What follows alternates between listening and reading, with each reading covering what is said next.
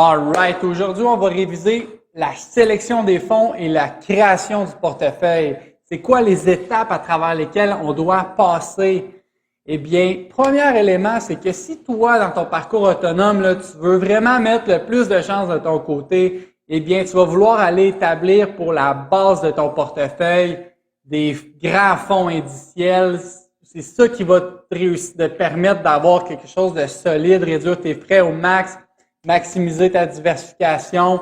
Et là, après ça, si tu veux aller te chercher des fonds qui sont plus spécialisés ou bien d'aller mettre une certaine portion crypto ou aller chercher de l'or ou aller mettre une portion de sélection de compagnie parce que tu trouves ça intéressant, si tu trouves ça que c'est le fun, eh bien, tu vas pouvoir le faire, mais c'est toujours dans cette idée où tu veux aller te chercher une approche qui va être diversifiée et de comprendre que chaque portion de ton portefeuille va avoir un rôle à jouer.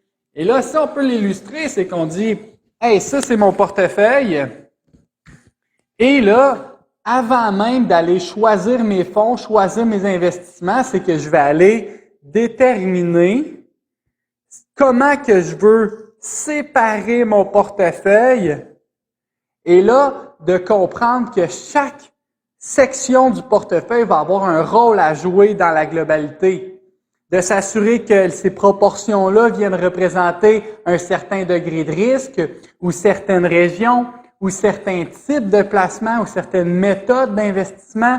Donc, d'être vraiment très clair sur c'est quoi les proportions que je vais mettre dans chacune de mes sections de portefeuille, de le savoir à l'avance. Parce qu'après ça, quand que tu vas aller sélectionner tes fonds pour remplir ces sections de portefeuille-là, bien là, tu vas vraiment être clair à savoir qu'est-ce que tu cherches.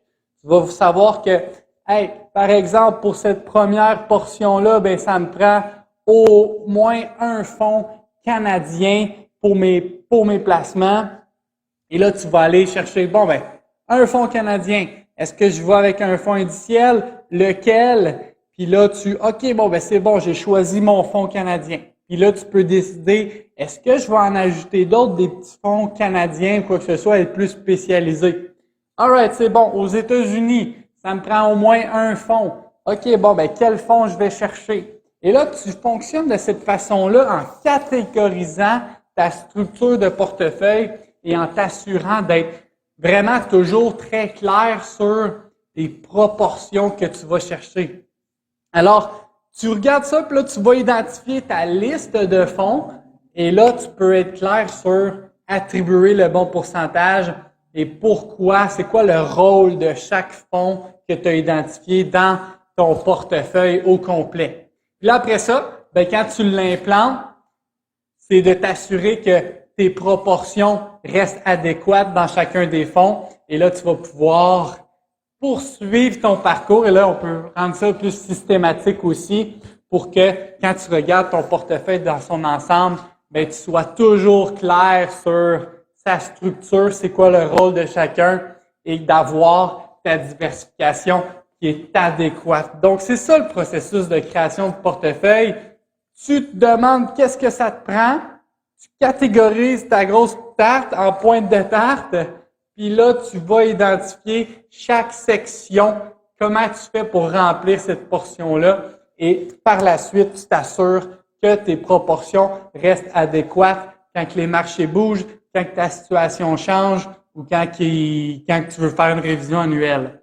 Alors, garde bien ça en tête et va valider que tes fonds, tes actions, tes proportions soient bien conscients de ce qu'il y en est, conscients et qu'ils ont tous le rôle à jouer. Let's go, let's do this. Allons-y les investisseurs autonomes. À bientôt.